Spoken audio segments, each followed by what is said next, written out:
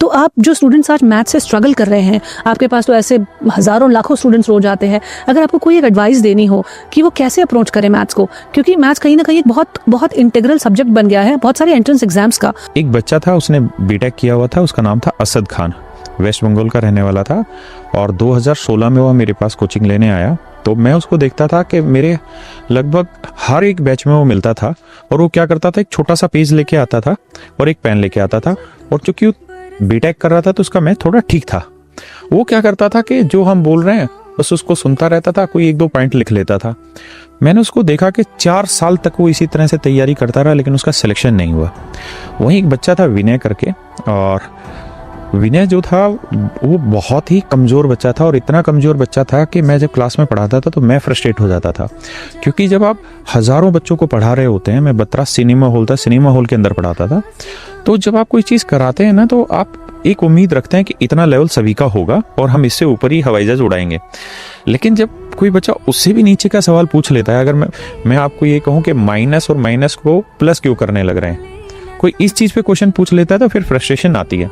तो मैं उसको क्लास में हमेशा कहता था विनय को कि तू ढक्कन है, तेरा ऊपर की खोपड़ी उड़ी हुई है, तुझे कुछ नहीं आता, तेरा सिलेक्शन नहीं होगा, टाइम पास करने लग रहा है।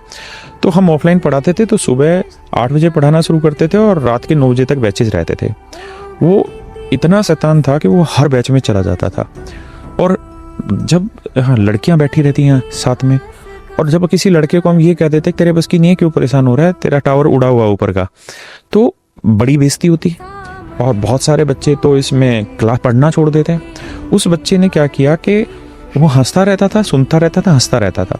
जब हम किसी क्लास में जाते देखते थे और वो बैठा हुआ दिखता था तो फिर मना रहे, फिर आ गया यार यहाँ पे, ऐसी फीलिंग्स आती थी।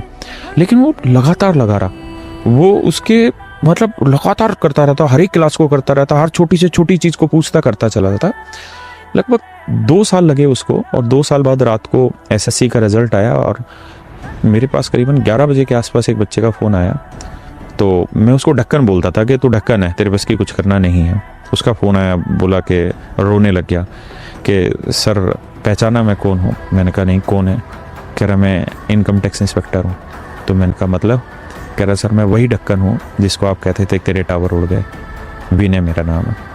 मैं उस दिन इतना रोया, इसलिए नहीं कि उसका सिलेक्शन हो गया, इसलिए रोया कि मुझे खुद पे दुख था कि मैं एज ए टीचर उस लड़के की कितनी इंसल्ट करता था कि तेरे बस की नहीं पढ़ना, और वो लड़का सिर्फ एक ही चीज़ करता रहा, लगातार प्रैक्टिस करता रहा।